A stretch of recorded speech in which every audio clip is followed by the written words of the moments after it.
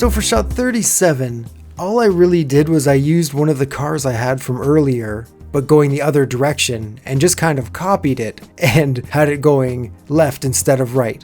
So it just meant I had to make the car again and little tiny heads for Cochese and the rookie. And then when it came to like setting it up and animating the shot, again, I had to make the entire background once I was looking through the lens at the actual car. And there was a lot of stuff that goes into this background, and you only see it for the splittiest of seconds. So as you can see, I asked my wife to come help me out just to kind of keep everything straight, and it's always fun to animate with a buddy, isn't it? Hey, what is up? Welcome to shot 38. I hope you're as excited as I am. So here we go. This is the shot here. Ooh, gotta reach this. Zoom, a big outward pull. And so here's the stuff we've got. And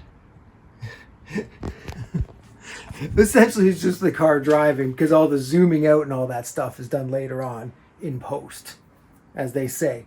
But you can see here, the setup is a bunch of trees and stuff just layered over top of each other. My wife actually helped me get all this set up. Because it's such a wide set, it's like, well, how big does it have to be to make sure the car gets from here to here, and it's just a whole bunch of stuff. But I think it worked out pretty cool. This is one of those ones where you find out more in post if it worked. So let's see if it worked in post, shall we? So for shot 38, Cochese again has different sets of legs, rather than like legs that I would move and manipulate on their own, which became something I did later on in the project. But at this time, I was just trying to sell the movement, and I thought this was the best way. Hey, what's up? How's it going? Here we are back again. I am making the final 3 shots now until I can go back into the studio and start animating again, which is what everybody's excited about. That's why I haven't really been showing you what I'm doing, because it's just, cutting things out. I've got one of these Neato Squeedo magnifying glasses with a light on it. I got that for Christmas. See, I'm making a bunch of legs here. Got those going there. And this is the stack, and I've got everything traced out that I'm going to have to cut out. And I got to tell you, it's kind of fun, but it's also kind of a pain. You just want to get to the animating. That's the fun part. Making the stuff is cool because you get to put the detail in and all that stuff, but it's just like, come on, get me animating again. And it's going to happen soon.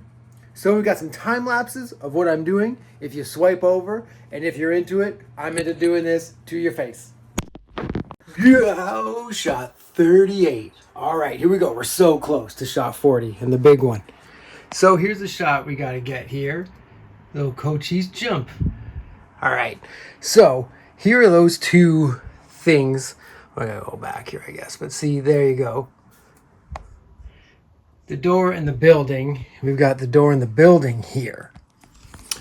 So, because he jumps off of one onto the other, they're in front. And honestly, this is like the best way of doing it with the equipment I have anyway. So right now, obviously, I'm shooting the green screen part. And then I'm going to set up and shoot the other part of Cochise jumping over and put them together in post. And it's going to look rad. Hopefully. Anyway. So, let's check out the next scene. Shall we? Hey, what is up? Okay, so now we're on to the second part of the shot, which is Cochise here jumping from the one building to the other building.